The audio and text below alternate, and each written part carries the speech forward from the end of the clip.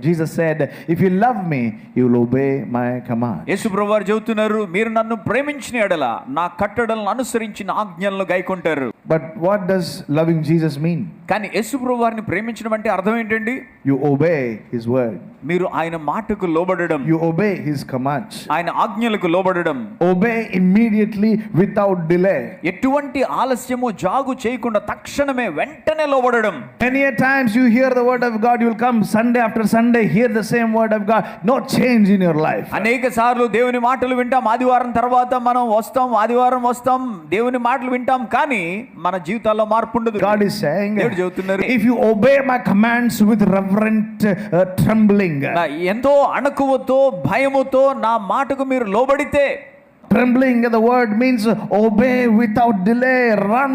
ఆయన మాట విని వణకడం అంటే ఏమాత్రం ఆలస్యం చేయకుండా పరిగెత్తుకుంటూ వెళ్ళడం. Obey even if it doesn't make sense. అది నీకు అర్థమైనా అర్థం కాకపోయినా మీరు లోబడడమే. Even if it hurts. అది మిమ్మల్ని బాధించినా సరే. Even if it is uncomfortable. అది మనకు అసౌకర్యంగా ఉన్నా సరే. Go obey the word of God. వెళ్ళి దేవుని మాటకు లోబడండి. That is truly loving God. అది నిజముగా దేవుణ్ణి ప్రేమించడం అంటే.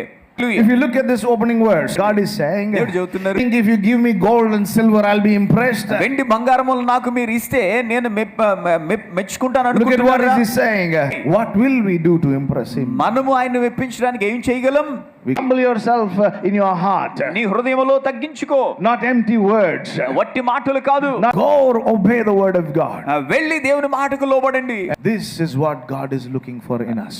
దేవుడు మనలో ఇటువంటి వారి కొరకు ఎదురు చూస్తున్నారు. Jesus is waiting people who have such an attitude in their life. అటువంటి ఉద్దేశం, అటువంటి ఆ దృక్పథము కలిగి ఉన్నటువంటి వారి కొరకు యేసు ప్రభువారు ఎదురు చూస్తున్నారు. That I will look upon. నేను వాడిని దృష్టించుతాను. Hallelujah. I will bless him graciously. నేను ఎంతగానో దయతో వారిని I will దీవిస్తాను. favor him graciously. నేను వారి ఎడల కటాక్షం I చూపిస్తాను. will release my blessings upon him. నేను వారి మీద నా ఆశీర్వాదాలను విడుదల చేస్తాను. Hallelujah. హల్లెలూయా.